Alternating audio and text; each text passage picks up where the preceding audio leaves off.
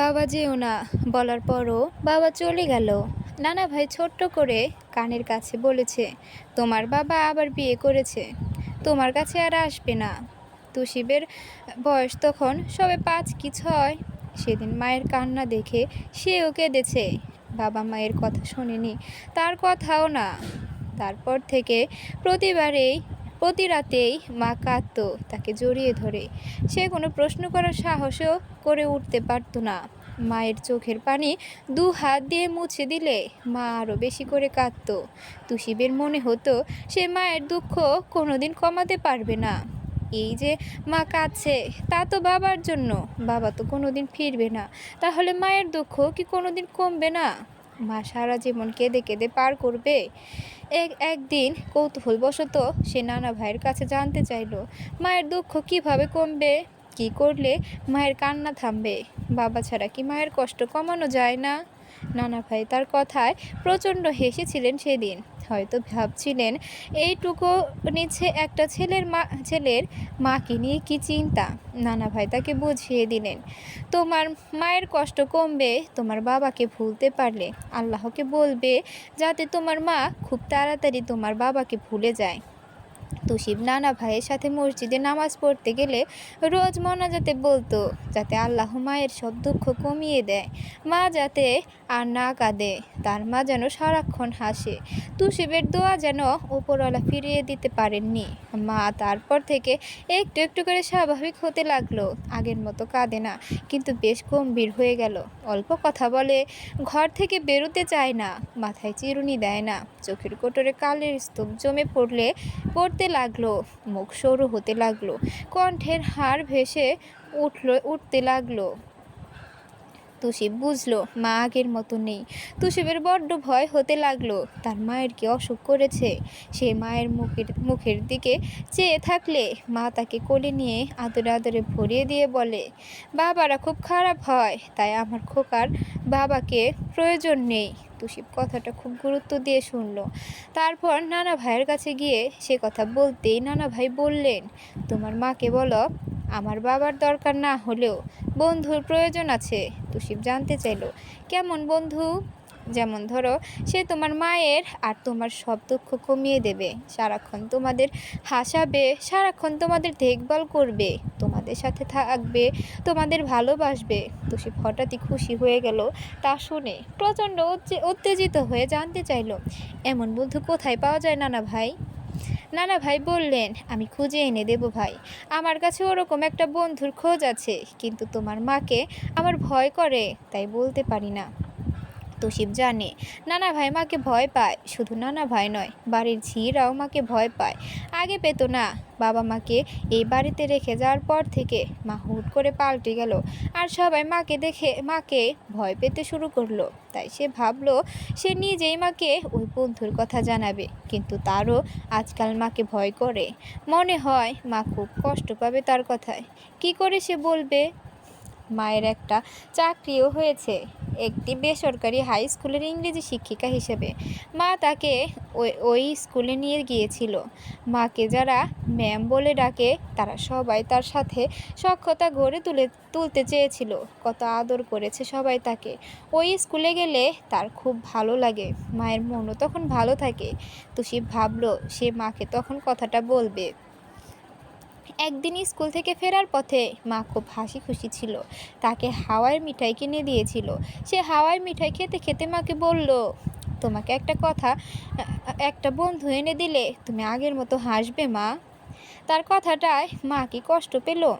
হঠাৎ মায়ের ঝলমলে সুন্দর মুখশ্রী অন্ধকারে ছেয়ে গেল। এমনভাবে তার দিকে মা চেয়ে রইল যেন তিনি আকাশ থেকে পড়েছেন। মায়ের চোখ দুটো জল জল করে উঠল। নোনা পানিতে থমকে বলেছিল, কে বলেছে এসব ফালতু কথা? এসব মুখেও এনো না, খুব মারব তুষিব। তুষিব মায়ের ধমকানি শুনে কেঁদে ফেলল প্রায়। মা তার সাথে আর কথা বলেনি, আর তার কান্নাও থামায়নি। বাড়িতে আসার পর তার সাথে একটা কথাও বলেনি, কিন্তু সে শুনেছে মা নানা ভাইয়ের সাথে খুব চেঁচামেচি করছিল, আর চেঁচামেচি শেষে ঘরে ঢুকে দরজা বন্ধ করে 2 হাত দিয়ে মুখ ঢেকে খুব কাঁদছিল। তুষিব আর নানা ভাই দরজার পাশে দাঁড়িয়ে মায়ের ফোঁপানির শব্দ শুনতে পাচ্ছিল। নানা ভাই চোখের পানি মুছতে মুছতে বললেন, নিজের কথা না ভাব, অন্তত বাচ্চাটার কথা ভাব। ওর একটা ভবিষ্যৎ আছে, ওর একটা সুস্থ পরিবেশ দরকার। ও সারাক্ষণ বলে মা কষ্টে আছে, মায়ের কষ্ট কমিয়ে দাও, ওর কথা একটু ভাব। মা দরজা খুলে চট করে তুষিবকে ঘরের মধ্যে ঢুকিয়ে নিল আর ধমকে জিজ্ঞাসা করলো, এসব তুমি বলেছ? সত্যি বলেছ? আমি যথেষ্ট নই তোমার জন্য? আমি তোমার বন্ধু, আমি তোমার সব। মা ছাড়া কেউ বন্ধু হয় না খোকা। আর কখনো বন্ধুর কথা বলবে কাউকে? তুষিব ঘন ঘন মাথা নেড়ে মায়ের গাল মুছে দিতে দিতে বলে কাঁদলো। মাকে কথা দিল ঠিক, কিন্তু ওই বন্ধুর কথা মাথা থেকে সরেনি তার। সত্যি কি অমন বন্ধু আছে যে মা আর তার সব কষ্ট দূর করে দেবে? মায়ের সাথে স্কুল যাওয়ার পথে একদিন হঠাৎ বাবার সাথে তাদের দেখা হয়ে গেল। তো সে বাবা বলে চিৎকার দিয়ে ছুটে গেল বাবার কাছে। মা তাকে কত ডাকলো, সে শুনলো না। বাবাকে জড়িয়ে ধরে হাও মাও করে কেঁদে ফেললো সে। কান্নার ভাষায় যেন বোঝাতে চাইলো, আমি আর মা ভালো নেই, একটুও ভালো নেই। বাবা চুপ করেছিলেন, তারপর তার হাত ধরে মায়ের সামনে এসে দাঁড়ালেন। মাকে খুবই কঠোর ভাষায় কয়েকটা কথা বলে তার সাথে একবারও কথা না বলে সোজা চলে গেলেন। মা চুপ হয়ে বাবার যাওয়া দেখছিল, আর কি যেন ভাবছিল। তো শিব বাবার পথযাত্রায় তাকিয়ে ভাবলো, সে আর কখনোই বাবাকে দেখলে ছুটে যাবে না। বাবাকে তার খুব মনে পড়ে, কান্না পায়। বাবার পায় না, তবে কি মায়ের কথা সত্যি? বাবারা খুব খারাপ হয়। তার মায়ের নাম তাসনিয়া, বাবা ডাকতেন তাসনু বলে। মাকে জিজ্ঞেস করায় মা সেদিন হেসে বলেছিল, তোমার বাবা এটা ভালোবেসে ডাকে, তেমন তোমাকে ভালোবেসে সোনা ডাকে ঠিক তেমন। তুষি অবাক হলো এটা ভেবে। বাবা সেদিন মাকে তাসনু বলে ডাকেনি, তাসনিয়া বলে ডেকেছিল। তার মানে বাবা এখন মাকে ভালোবাসে না। মায়ের সাথে যে যখন সেই স্কুলে যায় না, তখন বাড়ির কাজের ঝি শাপলা তার দেখাশোনা করে। শাপলা বলেছে তাকে যেন ছোট খালাম্মা বলে ডাকে। তুষিব একদিন তাকে জিজ্ঞেস করলো, তোমার বাবুর আব্বু নেই কেন? আছে তো। ও তোমাকে কি নামে ডাকে? শাপলা কয়, মাঝে মাঝে শাপলুও কয়। কেন বাপ? বাবা আগে মাকে তাসনু বলতো, এখন তাসনিয়া বলে ডাকে। শাপলা কপাল চাপড়ে বলল, ধুর বেটা, তোর ওই বদমাস বাপের কথা ছাড়। সে তো আরেকটা বিয়া করছে, বেয়াদব লোক। এমন ফুটফুটে একটা বাচ্চা রেখে কেমনে যে মানুষ আবার সংসার বাঁধে আমার বুঝে পায় না। তো সে অবাক হয়ে জিজ্ঞেস করলো, বাবা বিয়ে করেছে কেন? কেন আবার? তোর মায়ের লগে ভালো নাই, তাই আরেক বেটি জুটাইছে। বাবাও ভালো নেই, ওই রকম লম্পট বেটা কারো সাথে ভালো থাকতে পারবো না। তুমি তোমার মায়েরে কও আরেকটা বিয়ে করতে, সে কেন একা থাকবো? বিয়ে করলে কি হয় খালাম্মা? বিয়ে হইলে তুমি একটা বাপ পাইবা, তোমার মা একটা বর পাইব, তখন ভালো থাকবা। ওই বেটা তো আর খারাপ হইব না, হক করলে খারাপ হয় না। বিয়ে হলে মা আগের মতো হাসবে। শাপলাম মেঝে মুছতে মুছতে বলতে লাগলো, হয় হয়, খুব হাসবো। তুমিও হাসবা, তোমার নানাও হাসবো, তোমাকে হাসি দেখা আমিও হাসবো। তো সে ভীষণ খুশি হয়েছিল তখন। আলতাফ উদ্দিনকে গিয়ে জানালো, নানা ভাই, মাকে বিয়ে দাও, তাহলে মা খুব হাসবে। নানা ভাই খবরের পাতা পড়ছিলেন। মুখের উপর হতে পাতা সরিয়ে চশমাটা ঠিক করে তাকে হাতের ইশারায় কাছে ডাকলেন। তুষিব গেল। উনি নাতিকে কোলে তুলে নিয়ে খবরের কাগজে একটা যোদ্ধার পোশাক পরিহিত মানুষের ছবি দেখিয়ে বলল, ও হবে তোমাদের বন্ধু, তোমার মা আর তোমার বন্ধু। তুষিব ছবিটা মনোযোগ দিয়ে দেখলো। সেটি নানা ভাইয়ের কাছ থেকে নিয়ে নিল। তারপর ঘরে গিয়ে বিছানায় শুয়ে বারংবার দেখলো। অনেক পুরনো কাগজ, ছবির নিচে নামটা অনেক কঠিন। তারপরও সে লেখাটা বানান করে পড়লো। নানা ভাই তাকে বারণ করে দিয়েছে, মাকে কিছু বলা যাবে না, মা খুব রাগ করবেন। তাই তুষিব মাকে কিছু বলেনি। বাড়িতে হঠাৎ মানুষের আসা যাওয়া বেড়ে যাওয়ায় তাসনিয়া কিছুটা আন্দাজ করতে পারলো। শাপলার কাছ থেকে পুরো সত্যটা জানার পর সে অবাক হয়ে গেল বাবার কাণ্ড দেখে। উনি কি করে তার অমতে এত দূরে গিয়ে গেলেন? কিছুতেই সে বিয়ের পিঁড়িতে বসবে না না জানিয়ে দিল। বাবা কোনো মুখে তাকে আবারও একটা পুরুষ বাবা কোন মুখে তাকে আবারও একটা পুরুষ মানুষকে বিশ্বাস করতে বলে? হেসে হেসে যে পুরুষ মানুষ তার বুকে ছুরি বসিয়েছে সেই পুরুষ মানুষকে আবারও বিশ্বাস করবে? সে আবারও বিশ্বাস সে করতে পারবে না। সেদিন অনেক কথা কাটাকাটি হলো মা আর নানা ভাইয়ের মধ্যে। তুষিব শাপলা খালাম্মার হাতে খেয়ে দিয়ে চুপটি করে শুয়ে পড়েছিল। তাসনিয়া ঘরে এসে তাকে ঘুমোতে দেখলো। বিছানায় বসে তাকে বুকে টেনে নিয়ে কপালে গালে ঘন ঘন চুমু খেলো। তুষিব চোখ মেলতেই দেখতে পেল মা কাঁদছে। তাকে চোখ মুখ খুলতে দেখে তাসনিয়া চোখ মুছে ফেললো। বলল, তোমার মা তোমাকে খুব ভালোবাসে, যা আর কেউ বাসতে পারবে না। নানা ভাইয়ের কথা শুনবে না। তুষিব সুযোগ পেয়ে বলল, বন্ধুটা সুপারম্যান। সুপারম্যানরা কাউকে কষ্ট দেয় না মা। সুপারম্যানরা বাবার মতো হয় না। দেখবে সুপারম্যান তোমাকে তাস্তু বলে ডাকবে না, তাসনিয়া বলেও ডাকবে না। তাসনিয়া তার কথা শুনলো, তবে কানে নিল না। তাকে বুকে জড়িয়ে মাথায় হাত বুলিয়ে দিতে দিতে বলল, তোমার বাবা এক সময় আমার কাছে সুপারম্যান ছিল, এখন আমি তাকে ঘৃণা করি। আলতাফ সাহেব হঠাৎ করে একদিন অসুস্থ হয়ে পড়লেন। বাবাকে অসুস্থ দেখে তাসনিয়া পুরোপুরি ভেঙে পড়ল। আলতাফ সাহেবকে দেখার জন্য তাসনিয়ার মামা আর খালাম্মারা এলেন। আলতাফ সাহেব ওনার অসুস্থতার অজুহাতে তাসনিয়াকে বিয়ের প্রস্তাবে রাজি হতে বললেন। পিড়াপিড়ি দেখে তাসনিয়া বলল, আমাকে আবারও মারতে চাও বাবা? আমি আমার বাচ্চাটাকে নিয়ে শান্তিতে বাঁচতে চাই। আমার আমার নিজের সুখের কোনো দরকার নেই বাবা। তুমি জানো কত মা সন্তানের মুখ চেয়ে একা একা লড়াই করছে। আমি আমার সন্তানের ভালোর জন্য এই বিয়েটা করতে পারবো না। আলতাফ সাহেব বললেন, তোর জন্য না, তোর সন্তানের ভালোর জন্য বিয়েটা কর। ওর সমবয়সী একটা বন্ধু পাবে, তুই একজনের মা হবি, সে তোর ছেলের বাবা হবে। শুধু ওর জন্য বিয়েটা কর। একটা মেয়ে তার একটা মা পাবে, আর একটা ছেলে তার বাবা পাবে। পর কখনো আপন হয় না বাবা। আমি শুধুই তুষিবের মা, আমি আর কারো মা হতে পারবো না। এ অসম্ভব। আমি তোকে বিয়েটা করতে বলবো না, জোরাজোরিও করবো না। তুই শুধু একটিবার দেখা কর ওর সাথে। ও তোর মতোই হতভাগা। তাসনিয়া বাবার অনুরোধে ফেলতে পারলো না। ফোনে সেই মানুষটার সাথে কথা বলল। সবটা বুঝিয়ে বলার পর লোকটা বলল, তিনি দেখা করতে চান। তাসনিয়া বিরক্ত হলেও রাজি হলো। লোকটা বুঝতে পেরেছে সে বিয়েটা করতে চায় না, তারপরও দেখা করতে চাওয়ার বিষয়টা তার কাছে নিতান্তই বেকার লেগেছে। তারপরে সে রাজি হলো। সেদিন মায়ের সাথে তুষিবও ছিল। মা যখন লোকটার জন্য অপেক্ষা করছিল, তখন সেও অপেক্ষা করছিল ওই ছবির সুপারম্যানকে দেখার জন্য।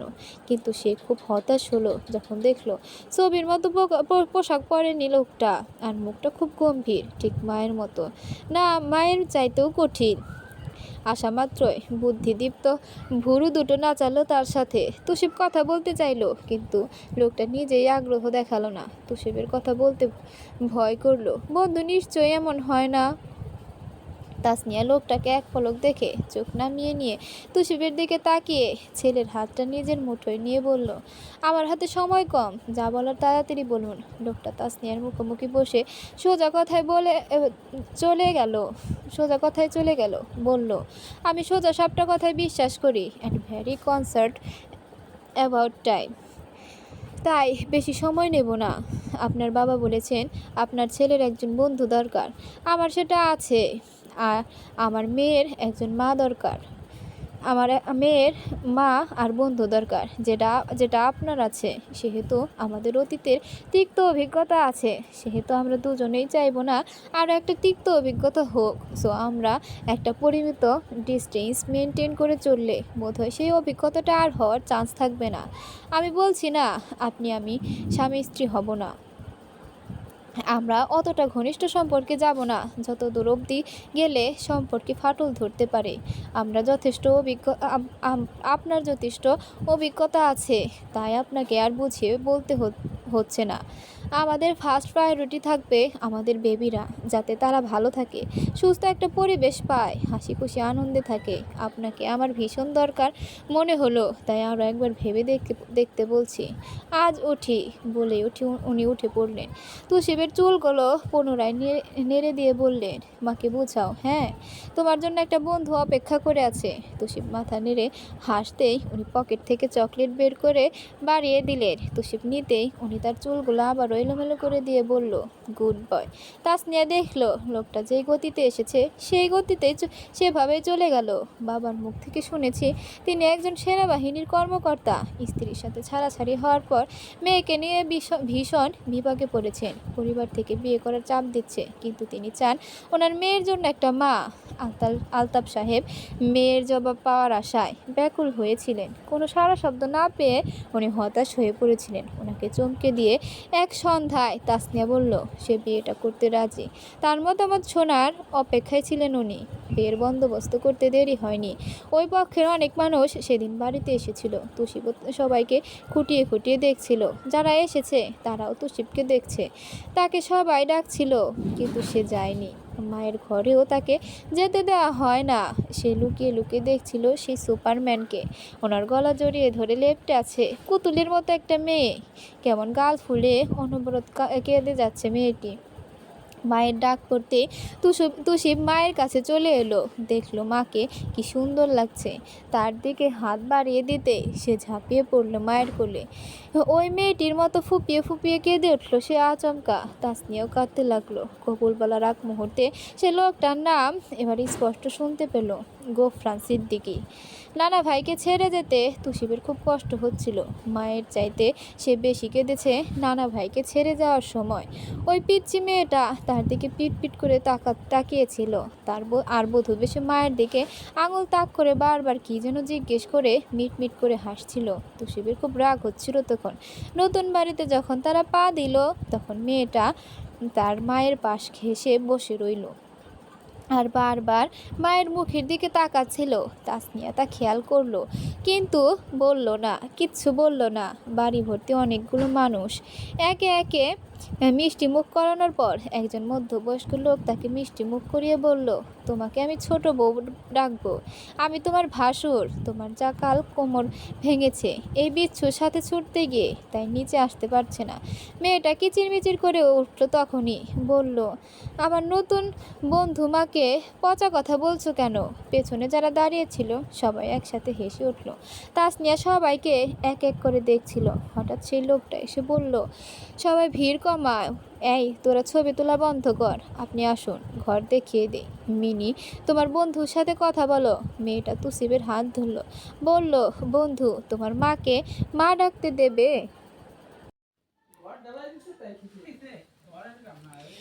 একজন জাদ্রেল সেনা কর্মকর্তার ঘর যেমনটা হওয়া উচিত ছিল মনে করেছে, তার কিছুই দেখতে পেল না তাসনিয়া। ভারী অগোছালো অবিন্যস্ত আসবাবপত্র, কাপড় চোপড় ছড়ানো ছিটানো, কয়েকটা চিপস আর চকলেটের প্যাকেট যততত্র ছড়িয়ে ছিটিয়ে আছে। যদিও বিয়ে বাড়িতে এরকম হওয়াটা স্বাভাবিক, কিন্তু বিয়ে বলে বাড়িতে মেহমান বেড়াতে এসেছে এই পার্থক্য ছাড়া অন্য কিছু সে দেখতে পায়নি। সেহেতু তার মনে হয়েছে ঘরটা আগে থেকেই এমন ছিল। আসবাবপত্রে ঠাসা ঘর, অথচ সাজানো গোছানো নেই। মিনির খেলনা, কাপড় চোপড়, জুতো, চুলের ক্লিপ, ফুল চুড়ি সব সারা মেঝেতে, বিছানার উপর, ওয়ার্ড্রবের উপর। লোকটা কাজের ঝিয়ের উপর গর্জাতে গর্জাতে দরজার কাছে এসে দাঁড়ালো। তাসনিয়ার পেছনে দাঁড়িয়ে বলল, বিয়ে উপলক্ষে অনেক বাচ্চা কাচ্চা এসেছে, তাদের সাথে মিলে মিনি এসব করেছে। ঝি এসে গুছিয়ে দিচ্ছে। ওদের কখন বলেছি এই ঘরটা সাফ করে দিতে? যতক্ষণ গর্জে না বলি ততক্ষণ এরা কাজে হাত দেবে না। ফাঁকিবাজির দল। হ্যাংলা পাতলা একটা মেয়ে ভয়ে ভয়ে উকি দিল। সে মিনির ছোট ফুপু। কাজের ঝিকে ফিসফিস করে কি যেন বলতে ঝি দরজার কাছে এসে দাঁড়িয়ে রইল। তাসনিয়া তা দেখে বলল, আমি গুছিয়ে নেব, সমস্যা নেই, বেশি সময় লাগবে না। লোকটা রুক্ষ গলায় বলল, তার দরকার নেই, আপনার কাজ সেটা নয়। লোকটা সবসময় মুখের উপর কথা বলে দেয়, এটা অপছন্দ তাসনিয়ার। অবশ্য তার পছন্দের মানুষের আবার তার কাজগুলো পছন্দ হতো না। শুধু কাজ নয়, আর 10টা বাঙালি মুসলিম ঘরের মেয়ের মতো তার চলাফেরা আচার ব্যবহার ছিল। তুষিবের বাবা তা পছন্দ করতো না। ছোট থেকে যে শিক্ষায় তাসনিয়া বড় হয়েছে, সেই শিক্ষা সংস্কারের বাইরে গিয়ে সে তুষিবের বাবাকে ভালোবেসে সুখী হতে চেয়েছিল। অথচ তার এখন মনে হয় জীবনের সবচেয়ে বড় ভুলটা সে তখন করেছে। বাহিক সৌন্দর্য বিমোহিত হয়ে সেই মানুষটি তার সাথে ঘর করলেও তার ভেতরটাকে চিনতে পারেনি, মনটাকে বুঝতে পারেনি। পুরোপুরি তাকে ভালোবেসে উঠতে পারেনি। অথচ সে সেই মানুষটির স্বভাব, অলসতা, ব্যবহার, দোষ ত্রুটি সব মানিয়ে নিয়ে ঘর করতে চেয়েছিল। কিন্তু সব তো একার চাওয়ার উপর নির্ভর করে না। বেটার অপশন পেলে কেন এমন ঘর কোনো লোক মুখ থেকে পালিয়ে বেড়ানো, তার চাহিদা সম্পূর্ণ বিপরীত মানুষটাকে নিয়ে বাকি জীবন সে পার করতে চাইবে। তাসনিয়া প্রথমেই ভেবেছিল সে আবারও মানিয়ে নেবে, নিজেকে সেভাবে প্রস্তুত করবে, সংসারটা তো অন্তত টিকবে। কিন্তু যখন দেখলো তার জায়গাটা ইতিমধ্যে অন্য একজনের কাছে স্থানান্তরিত, তখন সে আর পিছু ফিরে তাকায়নি। কে যেন বলেছে, জীবনটাকে কাঁদিয়ে ভাসিয়ে দেওয়ার চাইতে হেসে উড়িয়ে দেওয়া ভালো। সে দ্বিতীয়টাকে বেছে নিয়েছে, কিন্তু এমন অপ্রত্যাশিতভাবে অন্যজনের সাথে জড়িয়ে পড়বে তা কে জানতো। বাচ্চাদের কথা বাদ দিয়ে দখলে লেফটেন্যান্ট কর্নেল গোফরান সিদ্দিকী, আর সে একই পথের পথিক। ডিভোর্সি কাউকে বিশ্বাস করার মতো কাজ তাকে করতে হবে, সে ঘূর্ণাক্ষরেও ভাবেনি। গোফরান সিদ্দিকী হঠকারী সিদ্ধান্ত নেওয়ার মতো মানুষ নন। তাহলে উনি কেন তা করতে গেলেন? ওনার স্ত্রীর মতো সেও তো সংসার ভাঙা একজন। তফাৎটা কি বাচ্চা তার কাছে আছে বলে? লোকটা অতিরিক্ত স্বেচ্ছাচারী, উদ্যত এবং দেমাকি সেটা অল্পতেই বুঝে গিয়েছিল সে। একজন সেনা কর্মকর্তারা এমন হয় কি না সে জানে না, তবে এতটাও জবরদস্ত মানুষ সে তা ভাবেনি। সকালের ঘুম খুব তাড়াতাড়ি ভেঙেছে তার। সবার সাথে ব্রেকফাস্ট শেষ হবার পর হঠাৎই কান্নাকাটির শোরগোল শুনে সে দোতলার বারান্দায় দাঁড়িয়ে উঁকি দিতেই দেখল অক্ষর জ্ঞানহীন বোকা কাজের লোক দুটো কান ধরে এক পায়ের ওপর ভর দিয়ে আরেক পা মাটির ওপর তুলে দাঁড়িয়ে রয়েছে। ভুল করে মাটিতে পা পড়লে তাদের উপর চটাস চটাস বেতের বাড়ি পড়ছে। আর করব না স্যার বলে বাচ্চাদের মতো কেঁদে যাচ্ছে তারা। তাসনিয়া অবাক হয়ে গেল, এমন করে কেউ মারতে পারে? কি আজব মানুষ। তুষিব মিনির পাশে দাঁড়িয়ে কপাল ভাঁজ করে তাকিয়ে দেখছে। মিনির কাছে হয়তো তার নতুন নয়, তাই সে হাসছে। তবে তুষিব ভারী ভয় পেয়েছে। আর কখনো যদি আমি ওসব শুনি, জিভ কেটে সাম্বাকে খেতে দেব। তাসনিয়া প্রথমে বুঝতে পারেনি, পরে মিনির পাশে কুকুরটাকে দেখে বুঝতে পারলো জিভ কেটে কুকুরকে খেতে দেবে বলেছে। কি আশ্চর্য, এমন কথা মানুষ বলতে পারে। আজ কড়া রোদ ওঠেনি। সমীরণে বারান্দায় লাগালো ঝুলন্ত গাছের লতাগুলো দুলে দুলে উঠছে। হিমেল বাতাসে মন জুড়িয়ে যাচ্ছে তার।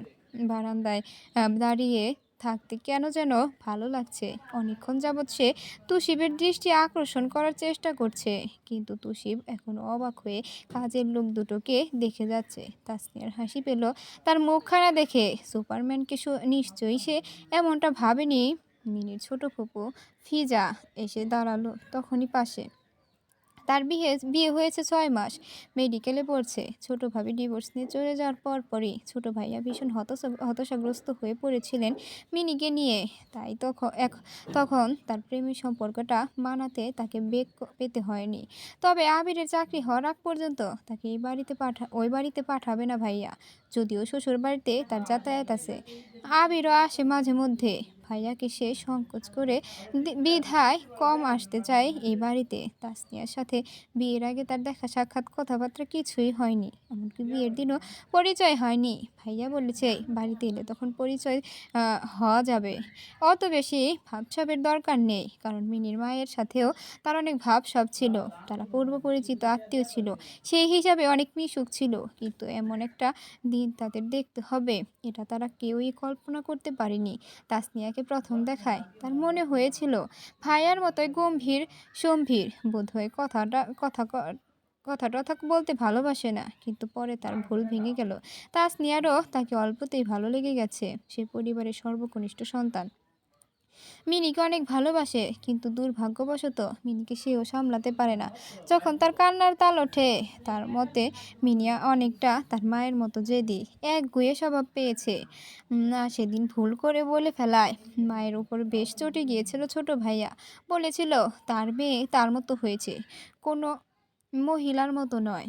তাসনিয়াকে রতন আর বদি ভাইয়ের দিকে আগ্রহ নিয়ে তাকাতে দেখে ফিজার মনে হলো ছোট ভাবি বোধহয় ভাবছে কেন এভাবে তাদের শাস্তি দেওয়া হচ্ছে। তাসনিয়াকে সেটা বলতেই আহ, তাস তাসনিয়া বলল, হ্যাঁ সেটাই ভাবছি। ফিজা বলল, ওরা সপ্তাহে 2-3 দিন এরকম মার খায়, তারপরে শুধরায় না।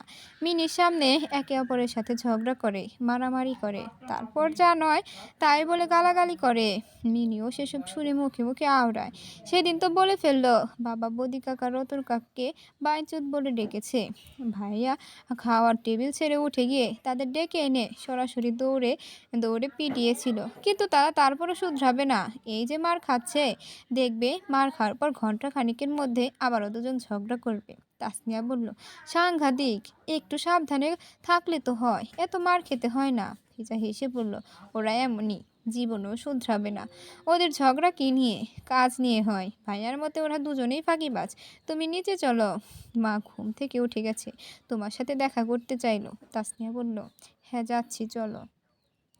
তাসনিয়ার শাশুড়ি বহুদিন ধরে শয্যাশায়ী। মাথার যন্ত্রণায় দিনের বেশিরভাগ সময় ওনার বিছানায় কাটেন। আগে একটু কম বেশি হাঁটাচলা করতে পারলেও এ কয়েক মাস একেবারে অক্ষম হয়ে পড়েছেন। মনের জোর হারিয়ে ফেললে শরীর আর কতক্ষণ। ছেলে মেয়ে শান্তিতে থাকলেও মায়েরাও ভালো থাকে। ওনার কথাবার্তা অনেক মার্জিত রুচির পরিচয় বহন করে। বোঝাই যায় উনি শিক্ষিত মহিলা। তাসনিয়াকে বলল, ও ঢাকা সেনানিবাসে কিংবা বর্ডারে গেলে মিনিকে কেউ সামলে রাখতে পারে না। দিনের বেলা বদি আর রতনের সাথে খেলায় মেতে থাকলেও রাতের বেলা তো বাবা মাকে খুঁজে। অত ছোট বাচ্চাকে কে বুঝ দিবে? ওর কান্না শুনতে শুনতে আমি আরো অসুস্থ হয়ে গেলাম মনে হচ্ছে। এতদিন পরও বিয়ে করতে রাজি হবে, আবার সাথে সাথে বউ নিয়ে আসবে, তা আমি প্রথমে বিশ্বাসই করে উঠতে পারিনি। আমি যে কত শান্তি পেলাম বলে বোঝাতে পারবো না বৌমা। ও তোমার সম্পর্কে তেমন কিছুই বলেনি আমাদের। জানতে চাইলে বলল মিনিট দেখভাল করবে, সেখানে তোমরা তার জীবন বৃত্তান্ত দিয়ে কি করবে। তোমাকে যেন ওইসব ব্যাপারে জিজ্ঞাসাও না করি, সেটা বারণ করে দিল। তুমি না বলতে চাইলে কিছু বলো না, কিন্তু আমি কয়েকটা কথা তোমাকে বলি। ও ওর বাবার মতো হয়েছে। ওর বাবা তখনকার বাঙালি পুরুষ ছিলেন, মুক্তিযুদ্ধ করে কাছ থেকে মৃত্যু দেখে বেঁচে ফেরা মানুষ। মেজাজি ছিলেন বটে, কথাবার্তা ছালছলন চালচলন দেখে মানুষ বিচার করতেন। খাবার দাবারের ব্যাপারে অনেক বাছবিচার ছিল। বাড়ির মহিলারা উঁচু গলায় কথা বললে তা ওনার পছন্দ ছিল না কোনো কালেই। গোফরান ওর বাবার স্বভাব পেলেও অতটা কঠিন ছিল না। নারী স্বাধীনতার ব্যাপারেও ও যথেষ্ট সচেতন, কারণ ওর অনেক সহকর্মী আছে যারা নারী হয়েও দেশের অবদানে কাজ করে যাচ্ছে। দেখো বৌমা, স্বাধীনতার সুষ্ঠু ব্যবহার আর অপব্যবহারের মধ্যে পার্থক্য যারা বুঝে না তারা সস্তা ফেমিনিস্ট। আমি স্বাধীনতা পেলাম বলে আমার স্বামী সন্তান থাকতেও আমার উচ্চশিক্ষার কোথাও শুধু স্বামীকে সন্তুষ্ট করে যেতে হবে কথাটা না থাকায় আমি চাইলেই মধুবাসে যেতে পারি, মধুসূদা পান করে কলিগদের কাঁধে ঢলে ঢলে বাড়ি ফিরতে পারি। আর ওদিক আমার স্বামী জীবন মৃত্যুর সাথে লড়াই করে বেঁচে ফিরে আমার সন্তানকে দোলনায় একা একা কাঁদতে দেখবে। এটা কোন ধরনের নারী স্বাধীনতা তুমি বলতে পারো? গোফরানকে এটাই অনেকদিন বিশ্বাস করানো গেল না যে তোর বউ এইসব করছে। যখন সে নিজে এসব প্রমাণ পেল তখন আসল ধাক্কাটা খেলো। ও তো সাংসারিক কুটক কাচালে বিশ্বাস করতো না, তাই নিজের মাকে বিশ্বাস না করে বউয়ের কথা বিশ্বাস করতো। হয়তো ও ইচ্ছে করে সুযোগটা দিত যাতে ও শুধরায়। তোমার শ্বশুর প্রচণ্ড উদ্ভব রাজনীতিবিদ ছিলেন, তারপরও উনি আমাকে ব্রাক স্কুলে পড়াতে যেতে নিষেধ করেননি কখনো। বরঞ্চ উনি আমাকে নিয়ে গর্ব করতেনি বলে আমি আমি সমান তালে ঘরে বাইরে সামলাচ্ছি। মেয়েরা চাইলেই সমাজটাকে সুন্দর করতে পারে, আবার একটা মেয়েই একটা সমাজের ধ্বংসের কারণ হতে পারে। তোমার কাছে আমার একটাই অনুরোধ,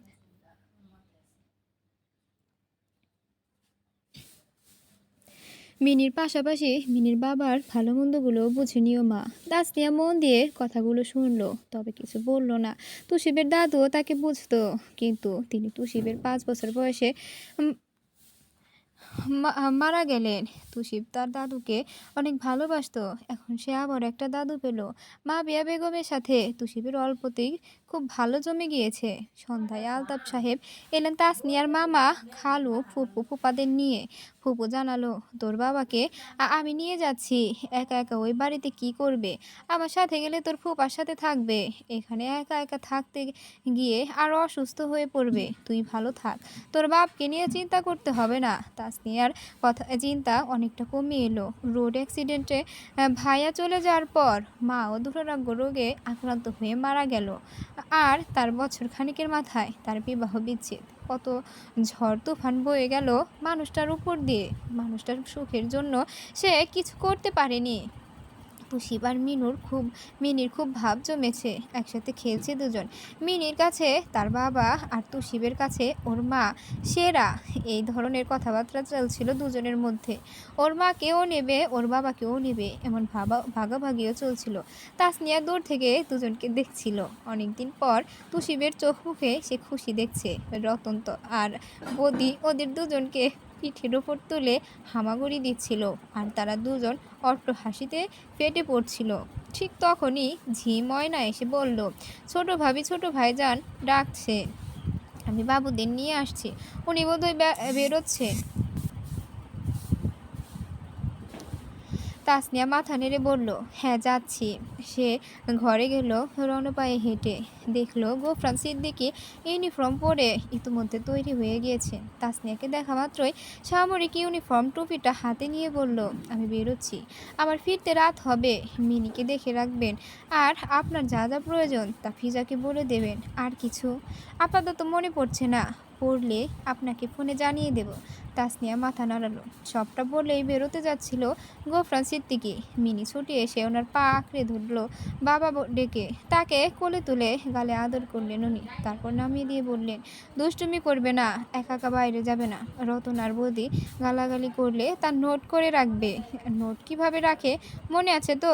মিনি আঙুল দেখিয়ে বলল, 1 2 গুড বাই, টাটা বাবা। উনি দরজার বাইরে পা রাখতে যাবেন, ঠিক তখনই সামনে তুষিব এসে দাঁড়ালো। মাথায় টুপিটি পরে তুষিবের দিকে তাকিয়ে ভুরু দুটো নাচালেন তিনি। তুষিব হাঁ করে চেয়ে রইল। এই তো সেই সুপারম্যান। উত্তেজিত হয়ে পড়ল সে। শুকনো ঢোক গিলল। সুপারম্যানের কাছে বন্দুক আছে নিশ্চয়ই। দুষ্ট লোকদের খুব মারে বুঝি? বাবার মতো দুষ্ট লোকদেরও মারে? তার ভাবনায় ছেদ ঘটিয়ে তার চুলগুলো ঘেঁটে দিয়ে সোজা চলে গেলেন উনি। তুষিব আজও কষ্ট পেল উনি কোনো কথা না বলায়। তারপর হঠাৎ কি মন করে দৌড় দিল পিছু পিছু। মিনিও তার পিছু পিছু দৌড়ে গেল। তাসনিয়া বলল, কি করছো? পড়ে যাবে তো খোকন। কেউ কারো কথা শুনলো না। তাসনিয়া বারান্দায় গিয়ে দাঁড়ালো। গোফরান সিদ্দিকী বাড়ি থেকে বেরিয়ে গাড়ির কাছাকাছি এসে দাঁড়াতেই তুষিব ফট করে ওনার আঙুল ধরে ফেললো। চোখ নামাতেই তুষিবকে দেখে উনি কপাল ভাঁজ করলেন। পূর্ণ দৃষ্টি মেলে তাকিয়ে এলোমেলো হয়ে থাকা চুলগুলো ঠিক করে দিতে দিতে বললেন, ফিরে এসে কথা হবে। তুষিব কি বুঝলো কে জানে, ভীষণ চমৎকার হাসলো। তার চোখ মুখ উজ্জ্বল হয়ে উঠল। ছোট করে বলল, তুমি সুপারম্যান, আমার মায়ের দুঃখ কমিয়ে দেবে।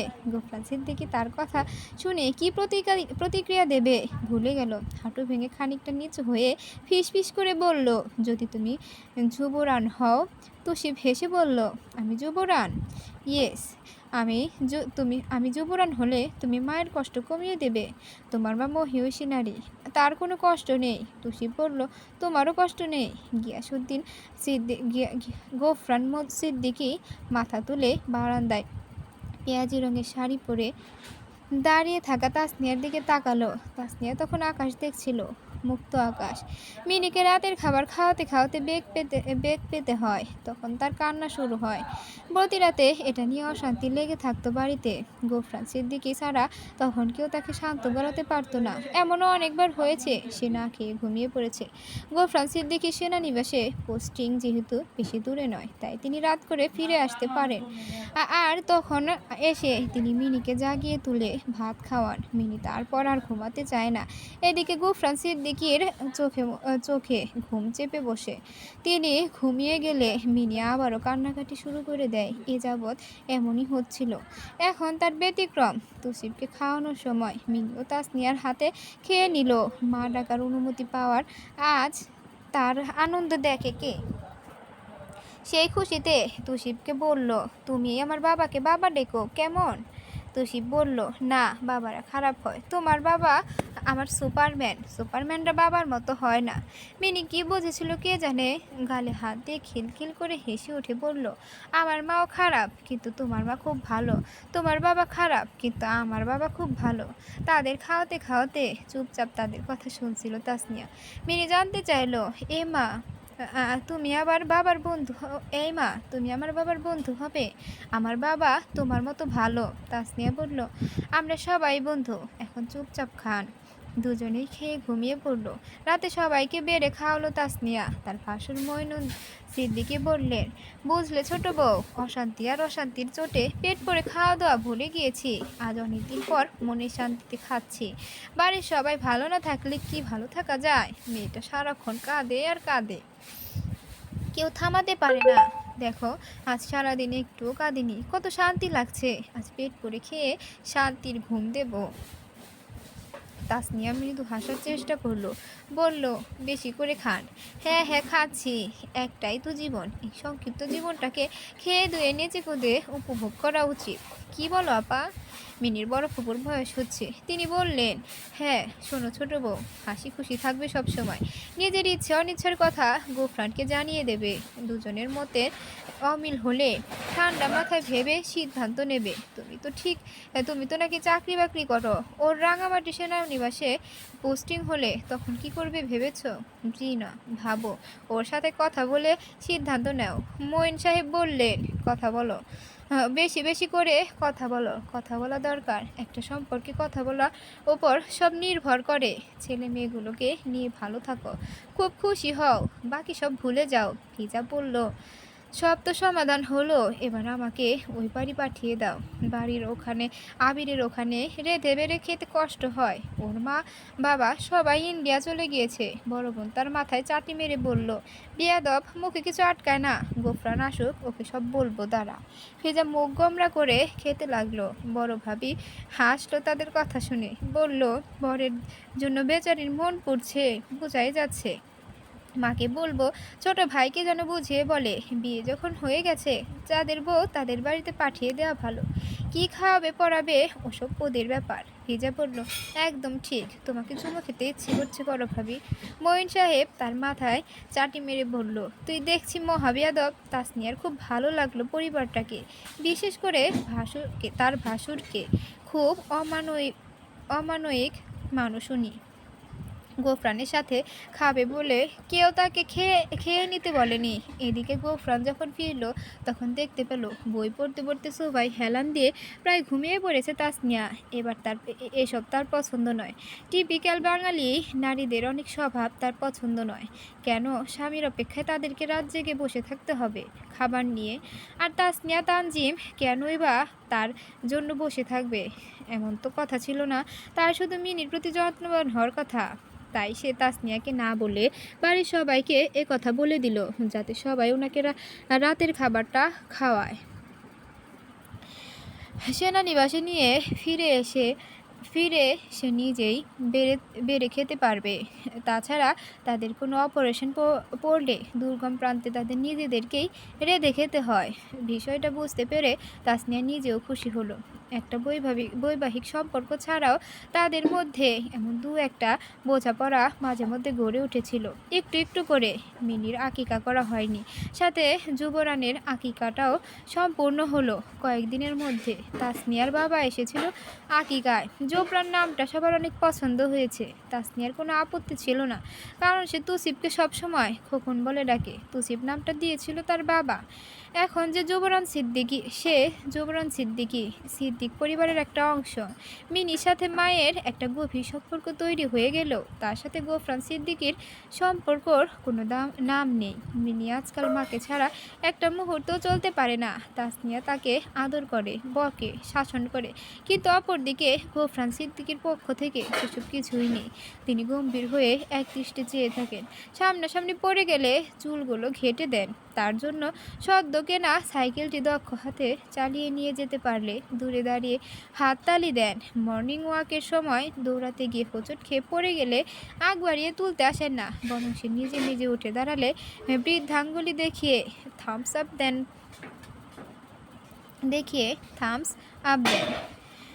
সে ব্যথা পেলে হাঁটু গেড়ে তার সামনে বসে ধুলো ঝেড়ে দিয়ে বলেন, ছেলেদের কাঁদতে নেই ম্যান। সে তখন আর কাঁদে না। গোফরান সিদ্দিকের কঠিন মুখটা কাছ থেকে মন ভরে দেখে নেয়। সিদ্দিক বাড়িতে প্রথম পা দেওয়া তুসিব আর এখনকার জুবরানের এখন একটাই পার্থক্য। আগের তুসিবের কাছে গোফরান সিদ্দিক একজন দূর হতে দেখা গম্ভীর কঠিন মানুষ হলেও এখনকার জুবরান সিদ্দিকের কাছে গোফরান সিদ্দিক একটা অশেষ মুগ্ধতার নাম। হয়তো এই মুগ্ধতা ছড়িয়ে পড়ে ভালোবাসায়ও রূপ নিয়েছে। তাসনিয়াও জানে তার প্রতি মিনির ভালোবাসাটা খুবই সহজাত। বাচ্চা মেয়েরা সবসময় যত্ন চায়, আদর ও শাসনের ফাঁকে ফাঁকে মেয়েদের চুলে বিনুনি করে দিলেও তাদের ভালোবাসা পাওয়া যায়।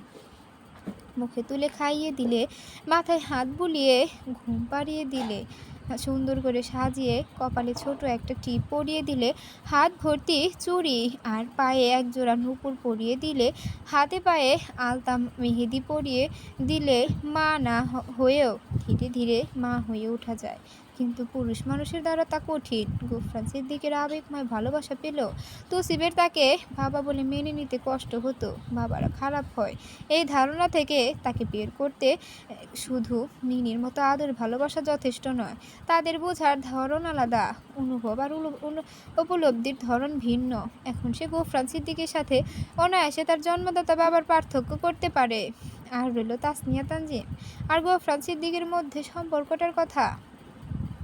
হাজারো যুদ্ধ বিগ্রহের বেড়িবাঁধ ভেঙে বুদ্ধিদীপ্ত রণকৌশল দ্বারা যে নিত্য নতুন কাব্য রচনা করে, সেই মিলিটারি কর্নেলের শক্ত হাতের মুঠোয় আগলে রাখা রাইফেল কামানের মতো বড় বড় অস্ত্রের মধ্যে থেকে যখন আঙুলের ফাঁক দিয়ে হ্যান্ড গ্রেনেডের মতো তুচ্ছ বস্তু ছুটে গিয়ে অবলীলায় সব শেষ করে দেয়, ঠিক তখনই তেমনিভাবে বীরের যত্নে গড়ে তোলা সংসারটাও এমন একটা হ্যান্ড গ্রেনেডের মতো বস্তু আচমকা ছুটে এসে সংসার বিশ্বাস সব মন থেকে জ্বালিয়ে পড়ে নিঃশেষ করে দিয়েছিল। সেখানে সহজাত ঔদার্যবোধ, নমনীয়তা যার রক্তে মিশেছিল। বিনয়ী বাঙালি পরিবারের সেই ঘর ভাঙা মেয়েটির সাথে কিভাবে তার আবার নতুন কাব্য রচনা হতো। মানুষের জীবনে প্রথম বসন্ত যখন আসে তখন সব ভালো লাগে, যেমন হিমেল বাতাসের সাথে তাল মিলিয়ে উঠতে থাকা উড়ো পাতার ঢেউ, কৃষ্ণচূড়ার লাল কোকিলের গান। আর তারপরে এক সময় বসন্তের কোকিলকেও অসহ্য ঠেকে তখন উড়ো পাতার ঢেউ এসে মিশে যায় ধুলি মাখা ঝড়ো পাতাদের দলে। সেই ঝড়ো পাতায় আর অসহনীয় কোকিলের ডাকে ভালোবাসার রং রূপ গন্ধ খুঁজতে যায় কে? দুজন মানুষকে চেনা ভারী সহজ, আর জানা সে তো দরজা বন্ধ করে পাশাপাশি দুটি শরীরের মিলনেও সম্ভব হয় না।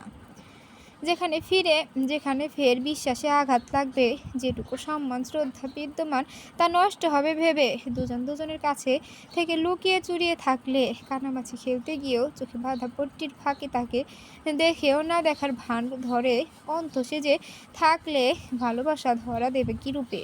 মাঝে মধ্যে দুজনেই হঠাৎ চমকে যায় নিজেদের ভেতর সেই ভালোবাসা নামক বিষবৃক্ষটিকে টের পেয়ে। এটিকে বাড়তে দেওয়া চলবে না, তবুও সেটি বেড়ে ওঠে, তবুও শিকড় বহুদূর গেড়ে যায়, তবুও ভালোবাসা আসে, তবুও ভালোবাসা যায়। রাঙামাটি সেনানিবাসে আসার পর পাহাড়ি একটা বাড়ির বারান্দায় মুখোমুখি বসে গরম পানি পুড়ে যাওয়া তাসনিয়ার হাতে দুটো পুরুষালী হাত যখন ধীরে ধীরে মলম মালিশ করে সংযম আর যত্নবান মানুষের পরিচয় দিচ্ছিল, ঠিক তখন অস্বস্তিটা দুজনেই নিজেদের ভেতর টের পেয়েছিল।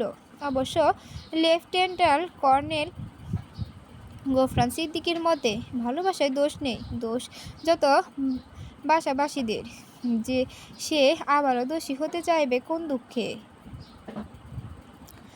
সরাসরি রাগের বহিঃপ্রকাশ যেখানে অপ্রীতিকর এবং অপ্রাসঙ্গিক, সেখানে মুখের ওপর কিছু না বললেও বুদ্ধিমতী তাসনিয়া সেটা বুঝতে পারল।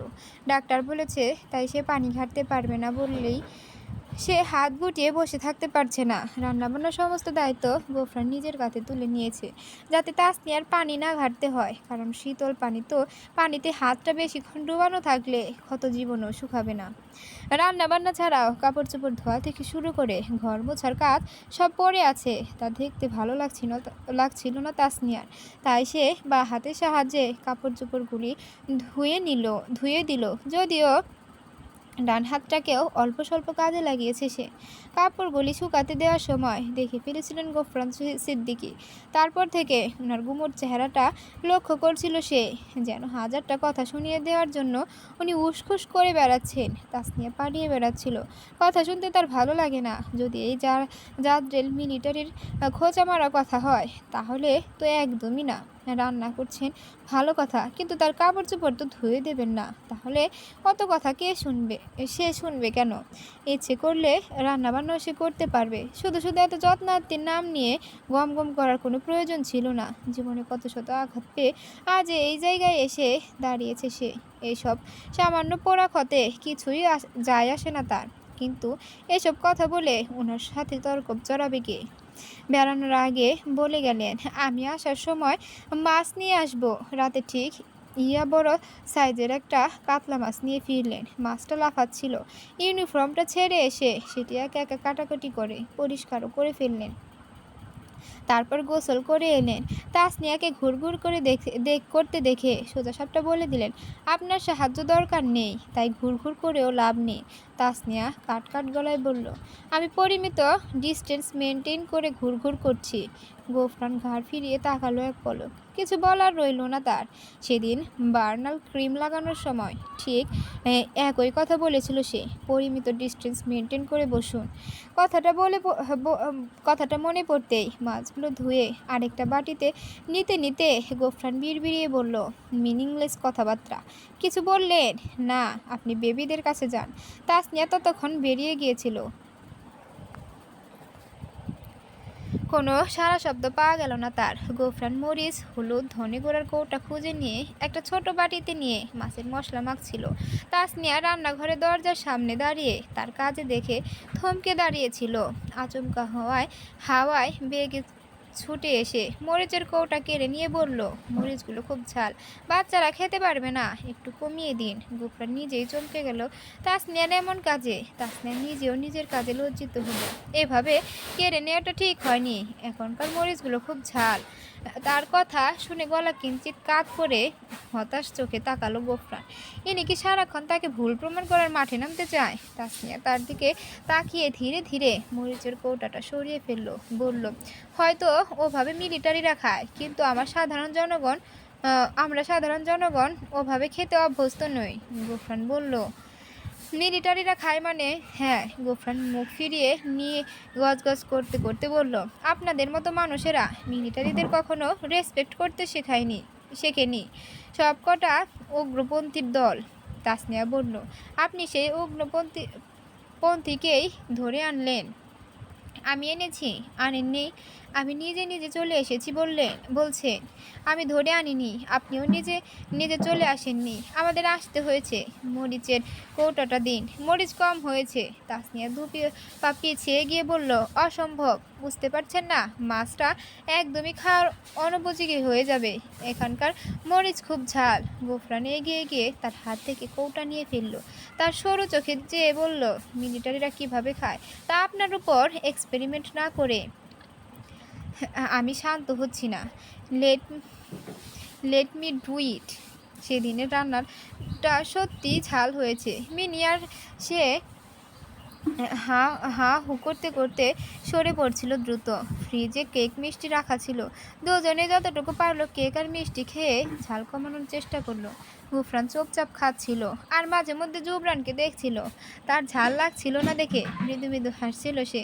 তাসনিয়া এসে জুবরানকে জিজ্ঞেস করলো, খোকন, ঝাল লাগছে?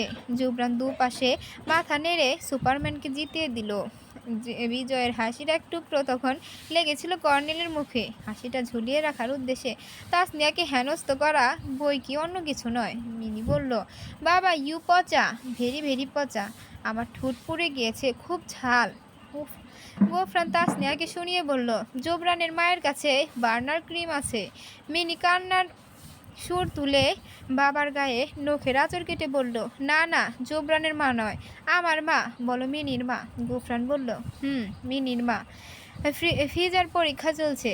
তাসনিয়া তাই জানতো, কিন্তু এমন ভর দুপুরে ভোজকি নিয়ে সে এই পাহাড়ে হাজির হবে সে তা কখনো ভাবেনি। তাকে দেখে অবাক হওয়ার ভান ধরলেও মনে মনে সে এটা টের পেয়েছিল যে রান্নাঘরে তাকে সাহায্য করার জন্য ফিজাকে নিয়ে আসতেন উনি।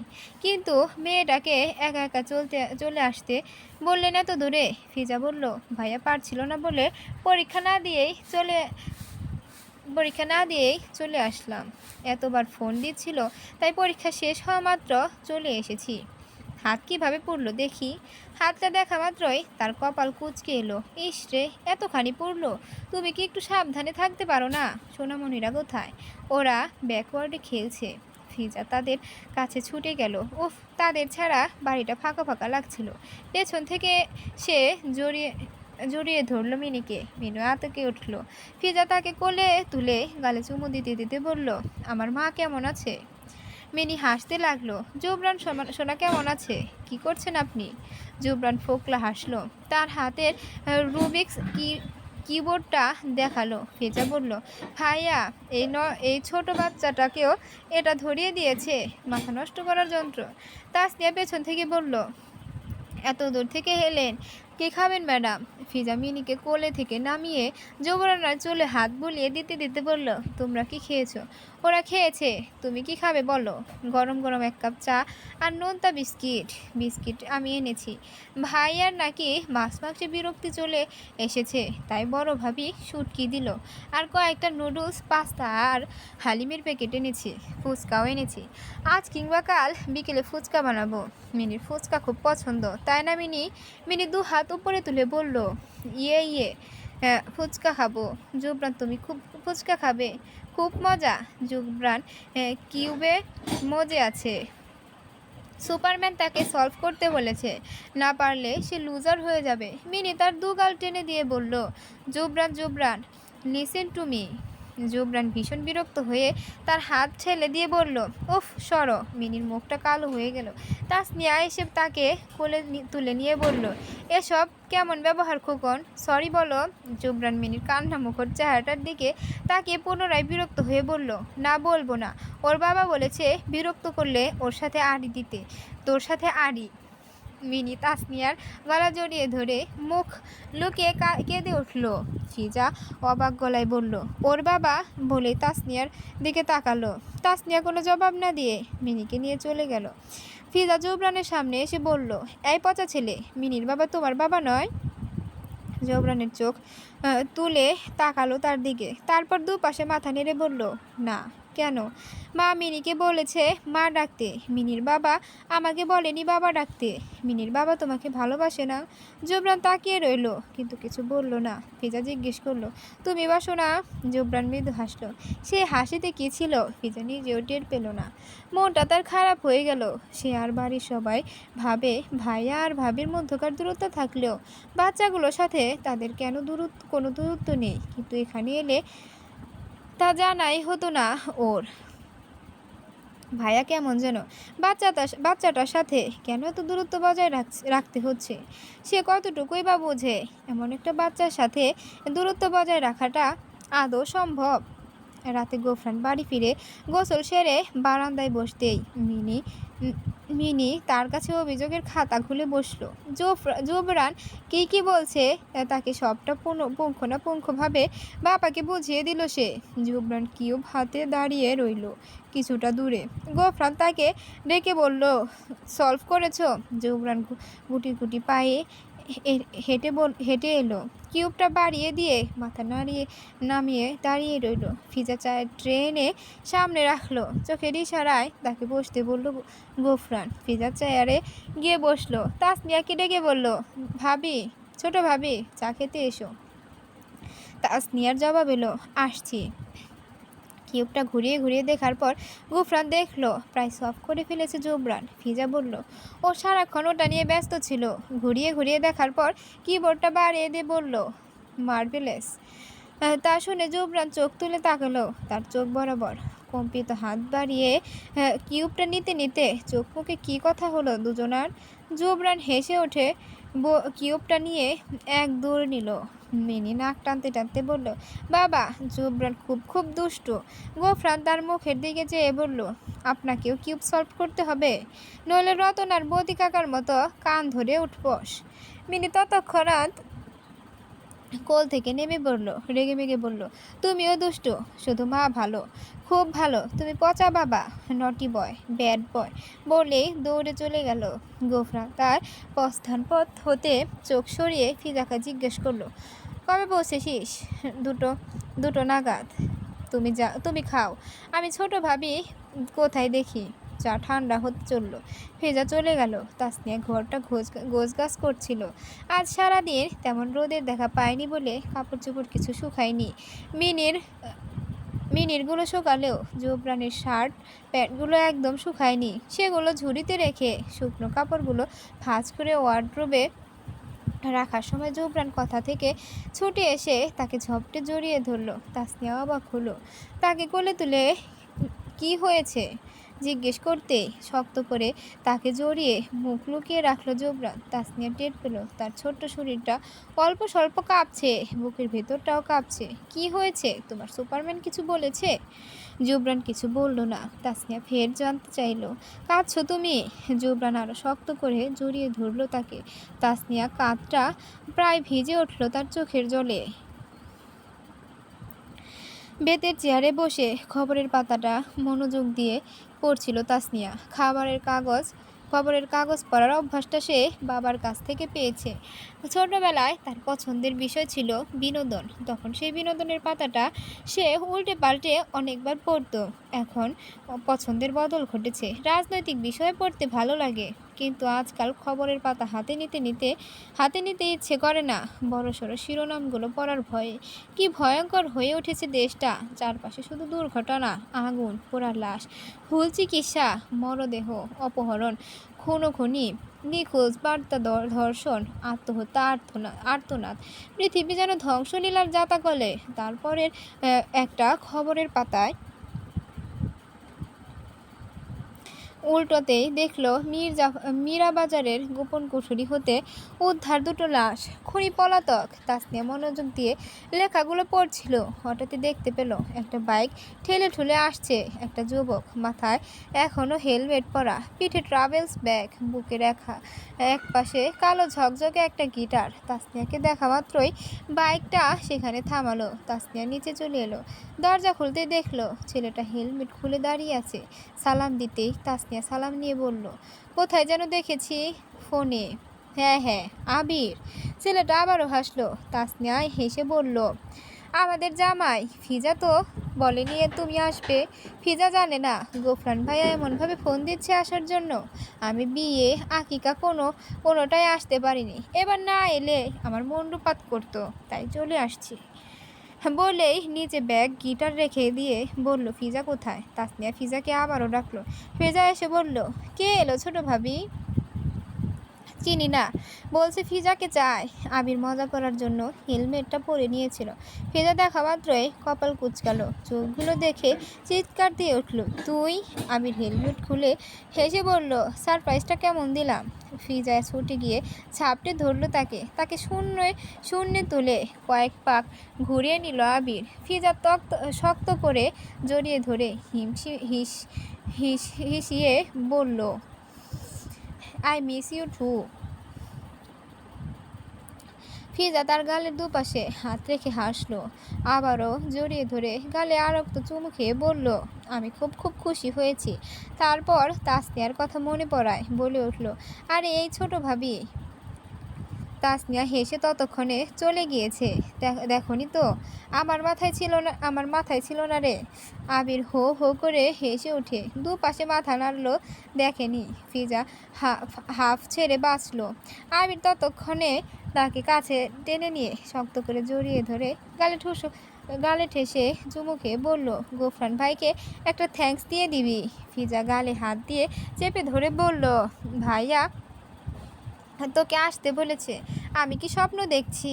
আবির তার নাক টেনে ধরে বলল, আমিও স্বপ্ন দেখে চলে এসেছি।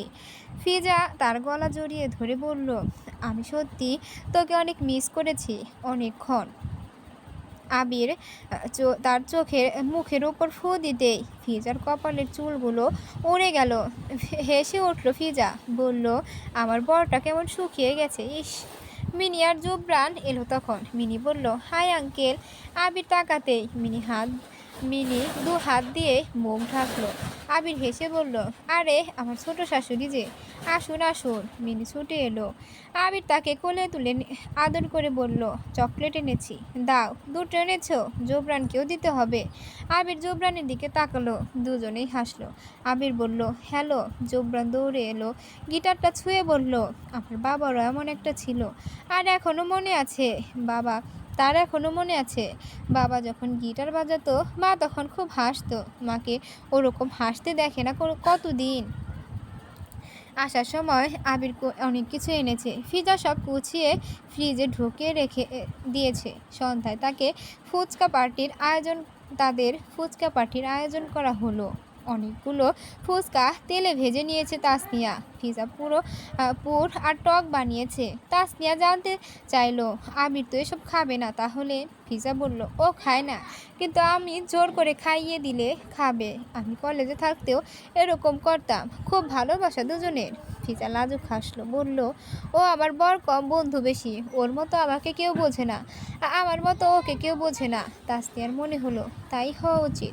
স্বামী স্ত্রীর সম্পর্কে বন্ধুত্বটা না থাকলে ও সম্পর্কে একঘেয়েমি চলে আসে। শুধু দায়িত্ব আর কর্তব্যের মধ্যে নিহিত থাকা সম্পর্কগুলোতেও কোনো আনন্দ নেই, তৃপ্তি নেই, শান্তি নেই, সন্তুষ্টি নেই। এই যে বরকে পেয়ে ফিজা সন্ধ্যাবেলাটা প্রায় জমে উঠল। তাদের দুষ্টু মিষ্টি খুনসুটিতে মেতে উঠল নির্জন বাড়িটি।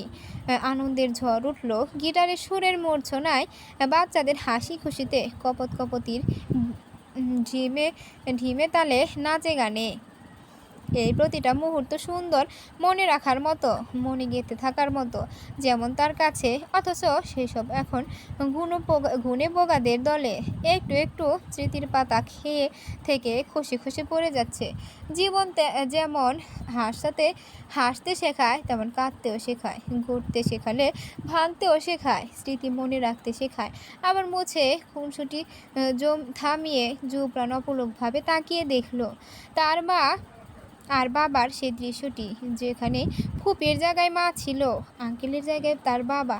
কিছুক্ষণ পর কি ফুপি আর আঙ্কেলও আলাদা হয়ে যাবে মা বাবার মতো? তাসনিয়া দরজার পাশে ইউনিফর্ম পরিহিত ছায়াটি দেখা মাত্র চমকে উঠল। বিড়বিড়িয়ে বলল, আপনি এত তাড়াতাড়ি?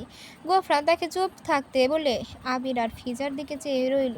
দুজনে নেচে গিয়ে হো হো করে হাসছিল।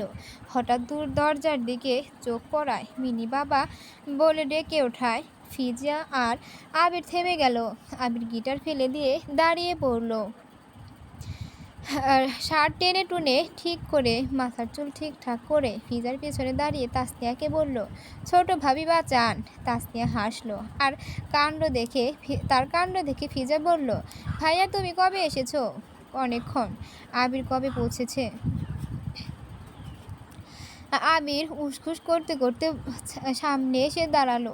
এই তো 3টার দিকে পৌঁছে আমাকে ফোন দিতে বলেছিলাম। সরি ভাইয়া, মনে ছিল না। এটা ভালো অভ্যাস না। আবির কান চুলকে বলল, আসলে? ফিজা বলল, ভাইয়া তুমি ইউনিফর্মটা পাল্টাও। ভাবি আবির আশায় অনেক কিছু করেছে, ফুচকা, পায়েস, দই, হালিম, চিংড়ি, নুডলস। কোনটা খাবে?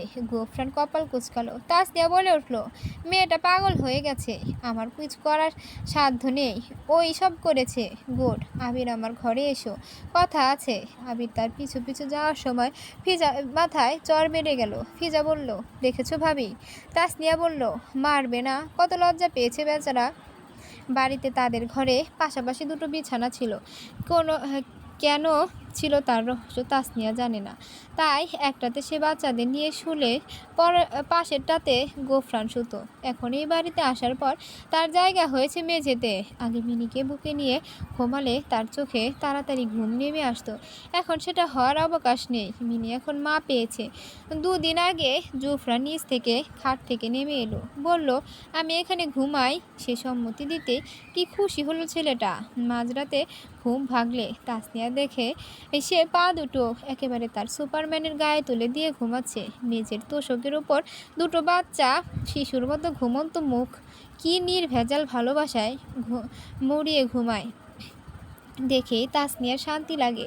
আর মিনির তো বুকে গুজে ঘুমানোর অভ্যাস, না পেলে তার ঘুমিয়ে আসে না। ঘুমিয়ে পড়েছিল সে আবারও। একচোট ঘুম শেষে হঠাৎই তার ঘুম ভেঙে গিয়েছিল চোখের সামনে কয়েকটা ছায়ামূর্তি দেখে। গোলাকার একটা কেকের ওপর 2-3টে মোমবাতি জ্বালিয়ে হ্যাপি বার্থডে টু ইউ সুরটা এক নাগারে বারংবার কানে আসতেই চোখ পড়ল দেওয়ালে। 12টা। আজ কি জানুয়ারি 7 তারিখ। ফিজা, আবির, মিনি, জুবরান সবাইকে দেখতে পেল সে। হাঁ করে সবার দিকে তাকিয়েছিল। আবির কেকটা মিনি সাইড টেবিলে রেখে তাসনিয়ার সামনে এনে রাখলো, বলল এবার কেক কাটুন। তাসনিয়া ফু দিয়ে মোমবাতি নিভিয়ে কেক কাটলো। কেমন একটা ঘোরে, এগুলো কি হচ্ছে। তার জন্মদিনের কথা তার নিজেরও খেয়াল নেই। ফিজার কি করে মনে থাকলো। সবাইকে কেক খাওয়ালে সে। জুবরান কেক খেয়ে মায়ের দুগালে আদর করে শক্ত করে জড়িয়ে ধরলো। মা ছেলে দুজনেই আচমকা কেঁদে উঠল। ফিজা জুবরানকে ছাড়িয়ে নিয়ে মাথায় ঘন ঘন হাত বুলিয়ে দিল।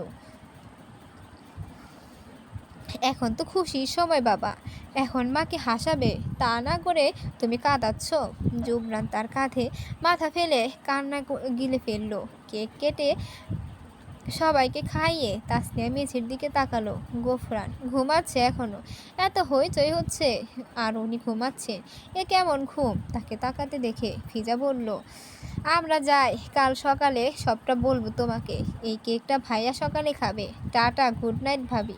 আবিরকে নিয়ে বেরিয়ে গেল সে। দুদিন দুপুরের জন্য খাবার নিয়ে যাবে তা বলে রাখা ছিল। তাসনিয়া খাবার ভরে বক্সটা গোফরানের সামনে শব্দ করে রাখলো। গোফরান বক্সটা নিয়ে বলল মিনির বোধহয় জ্বর এসেছে। আমি এখন এখানকার ডাক্তারকে ফোন করেছি, উনি আসছেন, আপনার হাতটাও দেখিয়ে নেবেন।